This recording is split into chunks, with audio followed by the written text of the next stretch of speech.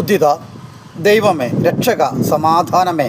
അങ്ങനെയെങ്കിൽ ഒരു ഗർഭിണിയായ സ്ത്രീയെ നാം ഒരിക്കലും മറ്റു സ്ത്രീകളെ താരതമ്യപ്പെടുത്തിക്കൊണ്ട് കാണാൻ പാടില്ല. കാരണം ഒരു ഗർഭിണി എന്ന് പറയുമ്പോൾ ഗർഭിണി മാത്രമല്ല, ഒരു കുഞ്ഞുകൂടി അവരുണ്ട്. അവർ രണ്ടുപേരും ഒറ്റയാണ്. ആയതിനാൽ അമ്മയിലുണ്ടാകുന്ന വ്യത്യാസങ്ങളെപ്പറ്റി ഞാൻ പറഞ്ഞപ്പോൾ കുറച്ചും കൂടി കൂടുതലായിട്ട് അതിനെപ്പറ്റി പറയാൻ ആഗ്രഹിക്കുകയാണ്. അപ്പോൾ അമ്മയ്ക്കുണ്ടാകുന്ന പ്രശ്നങ്ങളെപ്പറ്റി നമ്മൾ പഠിച്ചു.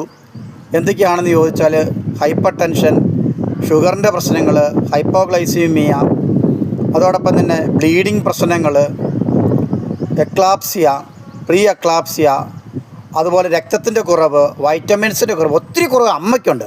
അപ്പോൾ അമ്മയ്ക്കുണ്ടാകുന്ന കുറവുകൾ കുഞ്ഞിനുണ്ടാകുന്ന കുറവുകളായി തീരാം. കുഞ്ഞിനുള്ള കുറവുകൾ അമ്മയ്ക്കും ഉണ്ടാകും. രണ്ടും തമ്മിൽ ജീവന നിലനിൽപ്പിലും വളർച്ചയിലും വളരെ വിലപ്പെട്ട ബന്ധമുള്ളവയാണ്.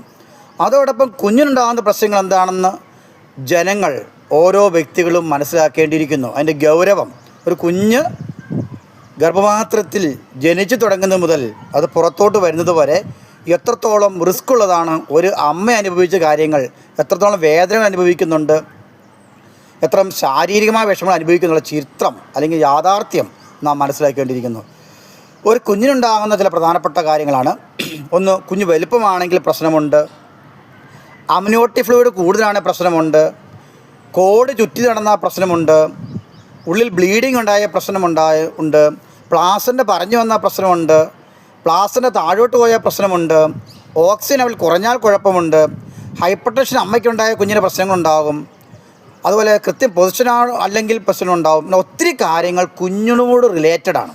അപ്പോൾ ഈ രണ്ട് കാര്യങ്ങളും വ്യക്തമായി മനസ്സിലാക്കി അതനുസരിച്ച് ട്രീറ്റ്മെൻറ്റ് ചെയ്യുകയും അതനുസരിച്ച് അവരെ അല്ലെങ്കിൽ അമ്മയെ അതുമല്ലെങ്കിൽ ഒരു ഗർഭിണിയെ സ്നേഹത്തോടുകൂടി പരിചരിച്ചെങ്കിൽ മാത്രമേ അമ്മയുടെയും കുഞ്ഞിൻ്റെയും ജീവൻ രക്ഷിച്ചുകൊണ്ട് ഒരു സുഖപ്രസവം ഉണ്ടാക്കുവാൻ കഴിയുള്ളൂ.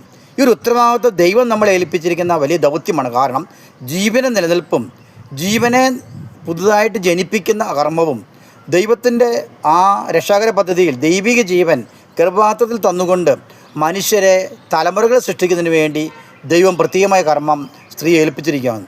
ആയതിനാൽ ഇതിൻ്റെ ഗൗരവം മനസ്സിലാക്കി അമ്മയുടെയും കുഞ്ഞിൻ്റെയും അല്ലെങ്കിൽ ഒരു ഗർഭിണിയുടെ അവസ്ഥ മനസ്സിലാക്കി അതനുസരിച്ചുള്ള പരിഗണനയും കാര്യങ്ങളും ഗവൺമെൻറ്റും ഓരോ വ്യക്തികളും സഹോദരീ സഹോദരന്മാർ നിലയ്ക്ക് കൊടുക്കേണ്ട ഒരു ബന്ധമുണ്ടെന്ന് മനസ്സിലാക്കി ഇത് ഗൗരവമായി മനസ്സിലാക്കി അതനുസരിച്ച് ഓരോ ഭർത്താക്കന്മാരും